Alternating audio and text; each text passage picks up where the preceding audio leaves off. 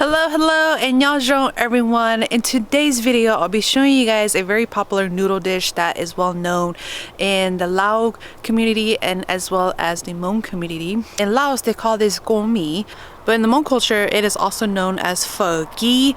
Basically, it just means pho noodles that are stir-fried.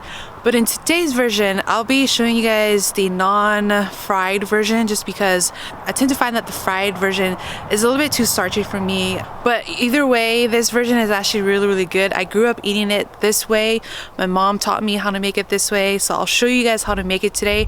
And this noodle dish is actually quite easy to make. The hard part is trying to narrow down the sauce and getting the sauce the way you like to eat it. I've eaten this dish so many different ways. A lot of people use different noodles, different sauces, different toppings. So today I'll show you the sauces and soy sauce we like to use for this noodle dish. But yes, I'll be showing you the non-fried version today. So let's go ahead and start making some noodles. Let's go. Okay, so the first thing I want to do is take care of the noodles. These noodles here, I've been soaking it overnight in cold water and I strained it. But if you guys want to see the noodles that I'm using today, this is the noodles that I'll be using today. This one is like extra small in size. I like the texture of it and it's more flimsy, so it works really well in this dish in terms of if you don't want it to be so sticky. This noodles works really well. But again, you guys can use your favorite type of rice noodles. It's really up to you, or pho noodles, and also different size. You guys can do medium size, large size, small. I like this tot size just because I prefer this texture. But if you guys want to use this one, then feel free to use this one if you prefer. I just took about 28 ounces of the dry noodles, soaked it in water, cold water overnight, and this is what you get. Just make it so it's more flexible to work with. At this point, we're just gonna add hot boiling water just to cook the noodles, and then we'll do our sauce. It's actually pretty easy. Okay, so now we are going to go ahead and add in hot boiling water, just enough to cover the noodles and soak it up and cook it up a little bit. So I'm cooking the noodles this way just because these noodles are actually, they cook pretty fast. So you don't really need to boil it straight into the water. You can just put hot boiling water over it and let it sit in there, and then it will cook itself. And it's actually pretty fast. If you end up using these noodles, it might just take about, I don't know, 30 seconds to a minute to actually get to the texture that you like. But at this point, I'm just cooking it to maybe to the bite. It should still have some chew to it. I don't want to overcook it. Go ahead and taste it while you cook this up too. That's pretty good. All right, let's go ahead and strain this. It was pretty quick, probably just 30 seconds to 45 seconds to cook this up. Again, make sure you taste it to your texture. Let's go ahead and strain this. Then we're gonna rinse this with some cold water. Rinse it with cold water so it helps stop the cooking process. So at this point, if you get it to the right texture, the noodles should not be breaking apart. It should still be nice and long, easy to work with actually. Okay, let's go ahead and strain this really well. Go ahead and strain this over a bowl for a good maybe 15 to 20 minutes until most of the liquid of the water has drained really well, and then we'll come back and check on it. But at this point, as this sits, let's go ahead and make the sauce. Okay, so while the noodles are straining, I must go ahead and make the sauce. So I have a pan here with about 2 tablespoons of vegetable oil. I'm going to turn on the heat. And I'm going to go ahead and add in about ½ a cup of shallots that I chopped up, or about just one pretty big shallot. I'm just going to sweat these a little bit, just so that the aroma gets released in the oil.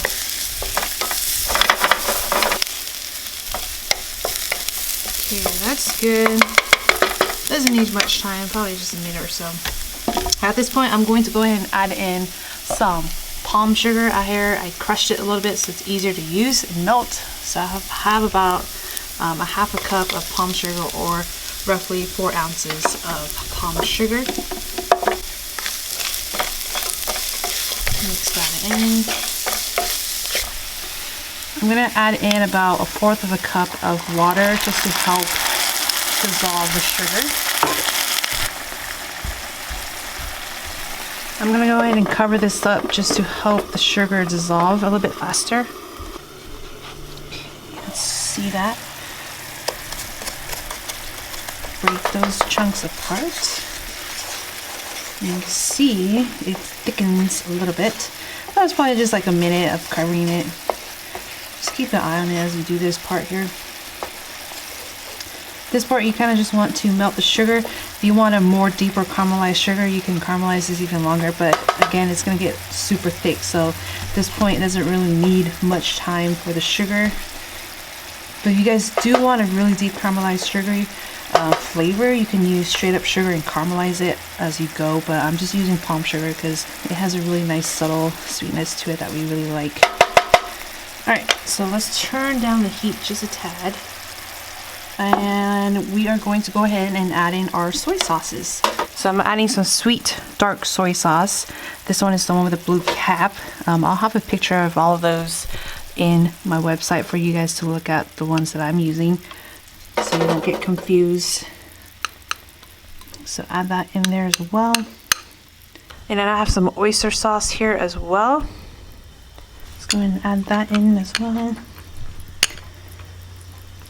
You guys could definitely make a big batch of this sauce and put it in the refrigerator, and when you want to eat this noodles, you can actually just mix the sauce in with the noodles. It's actually pretty easy. And then I have some Golden Mountain seasoning sauce as well. Let's go ahead and add in this sauce as well. And some fish sauce. And then I'm going to add in some dark soy sauce. This one is not sweet. This one is just more savory, more on the saltier side, but I want a deeper, darker color. So that's why I'm adding some of that in there as well. This is just regular dark soy sauce. And it is different from regular soy sauce because this one is richer and darker in color. Regular soy sauce is just basic, lighter soy sauce. And a little bit of salt as well. And some chicken bouillon, about a teaspoon or so, just for flavor. If you guys don't want to, you don't have to add chicken bouillon in there, but it's really up for you preference. Go ahead and stir this up and just heat this up for a good minute or so. You don't need to reduce this or anything. I'm just doing this to incorporate it in with the sugar and the shallots. Okay, at this point, the sauce is pretty much done. I'm going to turn off the heat. And if you guys want, you can grab a spoon and taste it, and then you can add more sugar, you can add more fish sauce, really up to you. This sauce, a lot of people have different ways of making this sauce, but again, make it to your liking. Okay, let's go ahead and switch this over, and we can go ahead and pour it over the noodles. Okay, so I have a big bowl here that I'm going to go ahead and add in the noodles and mix everything else in here. So let's go ahead and add in the noodles that have been strained for a good 20 minutes or so. Okay, let's go ahead and add in the sauce as well. Go ahead and mix this really well.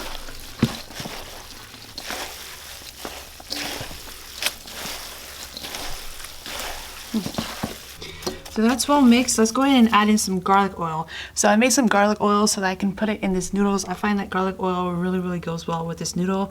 All I did was basically took a cup of oil and put like 1/4 cup of minced garlic and fried it up until the garlic got nice and golden brown. Strain the garlic bits and then save the oil, and I'm going to be adding it into the noodles. Go ahead and add all of that in there as well. And this oil helps it so that the noodles don't stick to each other the more they sit. Because the more they sit, the more the noodles soak up the sauce and the more they get kind of dried up. But mix this really well. And you can see the bottom parts here might be still a little bit wet. So at this point, I'm just going to go ahead and let this sit for a good maybe 15 to 20 minutes to allow the noodles to actually soak up the sauce and make it less wet. And then we'll add in our other garnishes. It's actually pretty easy. Also at this point, you guys can go ahead and try it to see if it's salty enough for you. If not, you can add more sauces in there. Really up to you, it's your preference. But yes, we're gonna let this soak for a good 15 to 20 minutes and then come back and we'll finish garnishing this up. Make sure you come stir this once in a while so that every noodle gets coated with sauce. Like every 5 minutes or so, come and stir it. Okay, while the noodles are soaking in the sauce, I'll show you guys how to do the eggs. I'm going to season the eggs. I have about 12 eggs here cracked. I'm going to season it with some fish sauce and some black pepper. pretty simple. I'm going to mix this really well.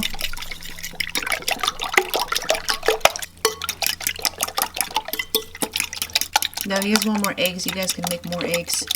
I think 12 eggs is perfectly enough for this dish.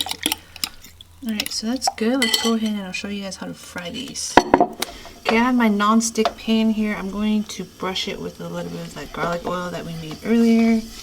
You guys can use vegetable oil if you prefer. So I cracked 12 eggs. I'm going to cook this about 4 rounds of cooking the eggs here, just because my pan is a little bit small. If you guys have a bigger pan, you guys can probably cook it for like 2 rounds of eggs. But I'm going to cook this about 4 rounds. Make it pretty thin. If you guys want to make it thicker, you guys can make it thicker. But I like mine a little bit medium thin.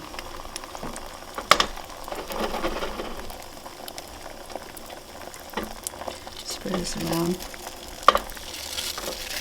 And the heat should be about medium low. If you want to cook this nice and flat and not burn on the bottom. I'm going to flip the eggs. Alright, and the bottom here doesn't need much cooking time because most of it is cooked. Let's go ahead and turn off the heat and switch this over and then continue cooking the rest of your eggs. Alright, so the noodles have been soaking and sitting for a good 20 to 30 minutes, and you guys can see it's a little bit drier now. It's soaked up a lot of the sauce and it's glistening. You guys notice that it's a little dry and it's too sticky. You guys can add more oil to it. It's really up to you. But this looks pretty good. Let's go ahead and finish garnishing this. The eggs, I cut them into strips and I chopped the green onions and cilantro, so let's add that in. Alright, so I have some green onions that I sliced up and some cilantro as well. You guys can slice the green onions and cilantro however size or shape you guys want. I just sliced these on a bias. Same with the cilantro, more like a rough chop on those so that we can actually taste it in the noodles. Go ahead and add all of that into the noodles. And then here are the eggs that we cut up into strips. You guys can cut as thick as you want. I like to make it thick because the more you mix it in the noodles, they tend to break apart anyways. So really up to you. Let's go ahead and add all of the eggs in.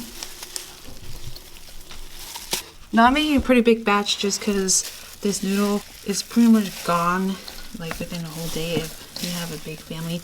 But if you want, you can do just half the recipe. It will be perfectly enough for probably 4 to 6 people.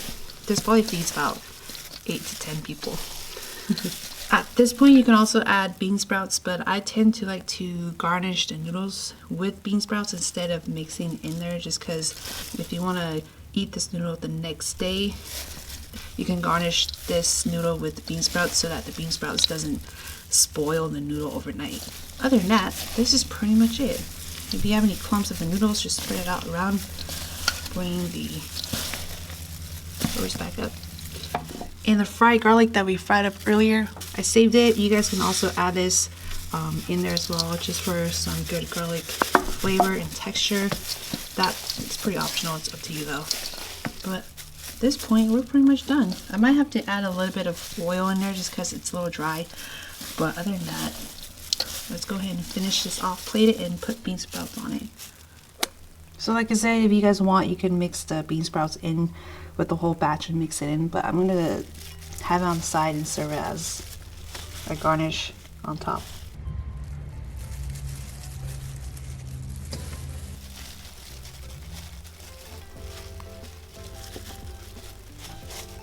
Some bean sprouts. And if you guys want, you can put fried garlic and shallots on top if you prefer, but I'm just gonna leave it like this. And this is it. I personally like to eat it like room temperature or cold. But yeah, this is pretty much it. It's so delicious.